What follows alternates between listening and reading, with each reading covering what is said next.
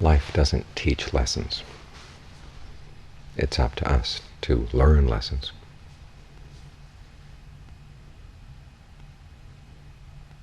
Which means that we have to take the initiative. We can't wait for life to come along and teach us what we need to know, or to have it automatically presented to us.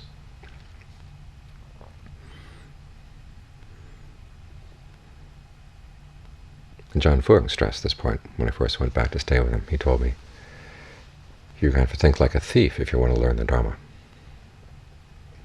In other words, don't expect everything to be handed to you on a platter. It's up to you to be observant.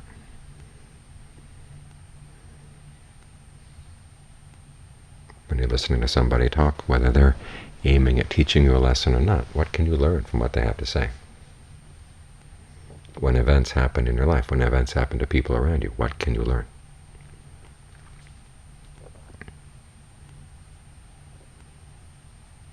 When you make this willingness to learn the basis for your self-esteem, that cuts through a lot of other issues.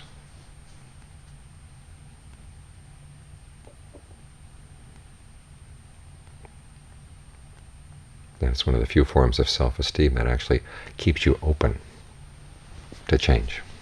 Because for so many of us, self-esteem means thinking that basically we're good people, trying to look back on our past actions and seeing evidence of that. And then, of course, we run across things that don't support that idea, and so we block them out of our minds. We don't like to think about them. In many cases, those are precisely the issues that we have to learn from. So when you find that your mind has a tendency not to want to reflect on things you've done in the past, mistakes you've made,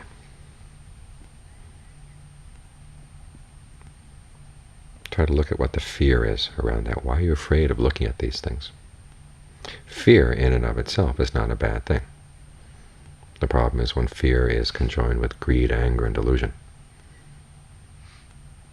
It's the greed and the anger and the delusion that create the problem. After all, a lot of the Buddha's teachings are based on a very rational fear of the suffering that comes from aging, illness, and death.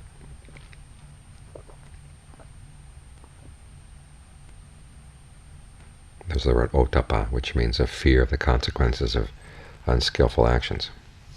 That's something the Buddha encouraged. He says it's a treasure. There's the word samvega, which is sometimes translated as dismay or shock. It's related to an adjective, samvega, W-V-I-G-G-A, instead of the V-E-G-A,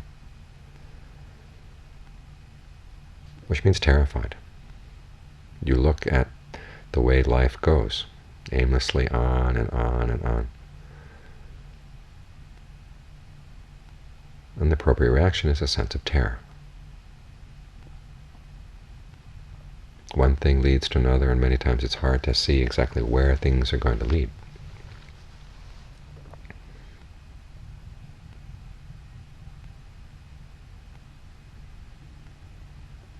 And as the Buddha emphasized, the only way out of this is having a sense of strong confidence and conviction in the principle of karma, the principle of action.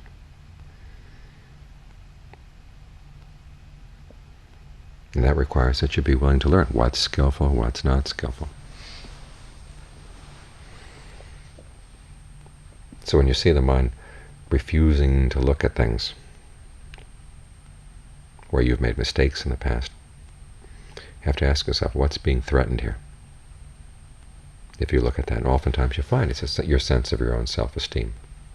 That sense of, I'm basically a good person, I wouldn't want to hurt people. And then you look at things you did to hurt yourself, to hurt others. Or you look at feelings and emotions that you feel guilty or ashamed of.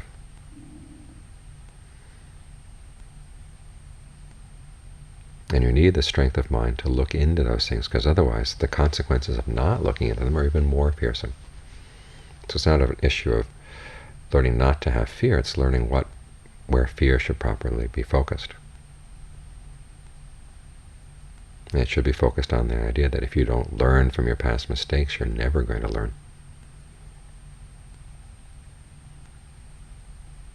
At least you're not learning anything right now, and in not learning anything right now, you're leaving yourself open to all kinds of mistakes in the future.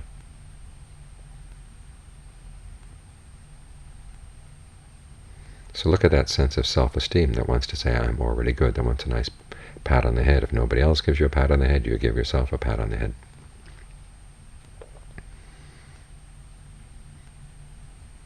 Look at the price of trying to keep it shored up.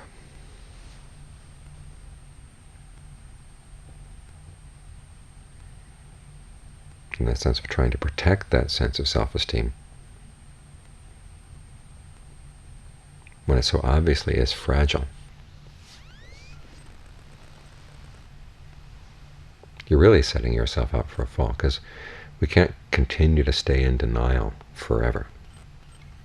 Or even if we do stay in denial, that the suffering that comes from our actions just keeps coming back, coming back, coming back. We see this pattern in other people.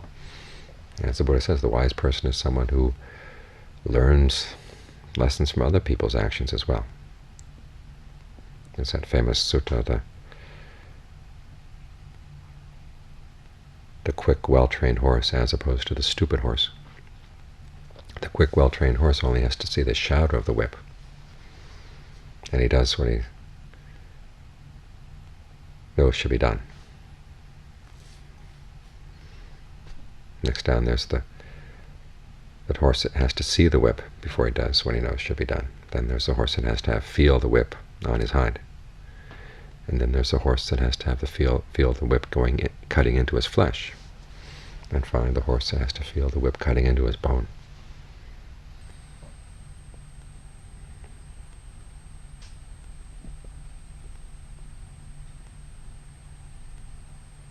In other words, we have to look at the dangers around us and not wait for them to come before we say, okay, I've had enough of this dangerous samsara, I'm ready to get out. Or I have enough of this particular way of acting, I'll have to learn how to stop.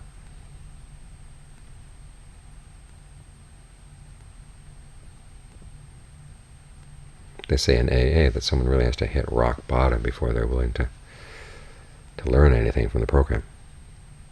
But that's just the way human nature normally is. And even then, people hit rock bottom and they don't learn.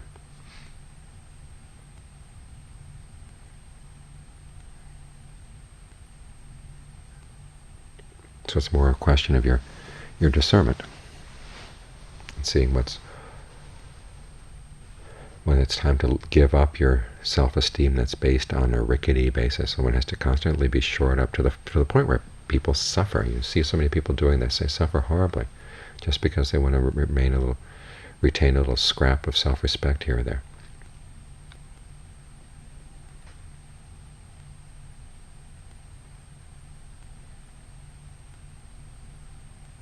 So take that lesson and apply it to yourself, looking back on your past mistakes you made. Don't be afraid to go there, because you realize if you're afraid to go there, you're maintaining a delusion. And that delusion is going to hurt you further down. So it's a question of which sense of well-being you're willing to sacrifice. The sense of well-being that's built on this shaky grounds of already being a good person, or the sense of well-being you develop by having this attitude that you're always willing to learn.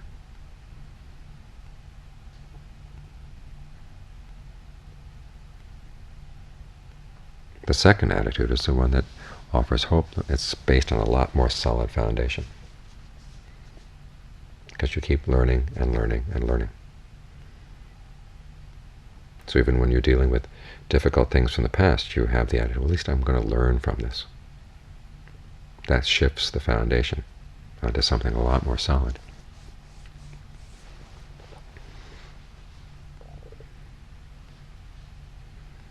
So that you're not making your happiness depend on something you know is going to be washed away by the waves.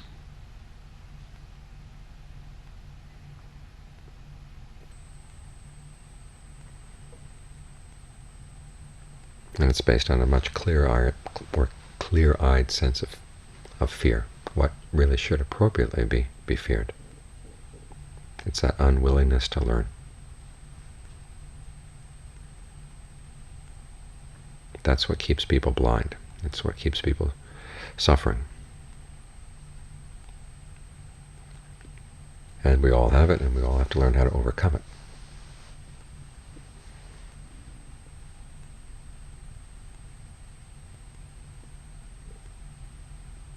It's only when we can overcome it that we actually start learning lessons. Otherwise, we go through life. The lessons are potentially there,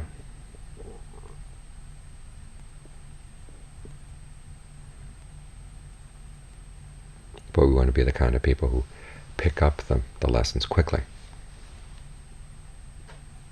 Because the more quickly you pick them up, the less you suffer.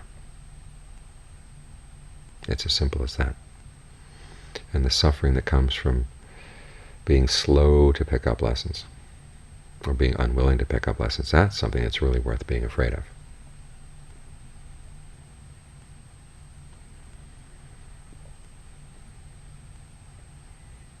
The Buddha encouraged his son, Rahula, to take this lesson of being willing to learn at all times as the basis for the whole practice. Explain to him how to learn. You look at your actions and look at the results. When things don't turn out right, you talk them over with someone else. You're not ashamed to talk them over. Talk them over with someone who has experience on the path. Get their perspective. And then resolve not to make that mistake again. When you do things properly, you do something based on a skillful intention, and then no unhappy results come, then you can take joy in the practice. This is where that sense of self-esteem is properly placed. Take joy that you're continuing to grow in the practice.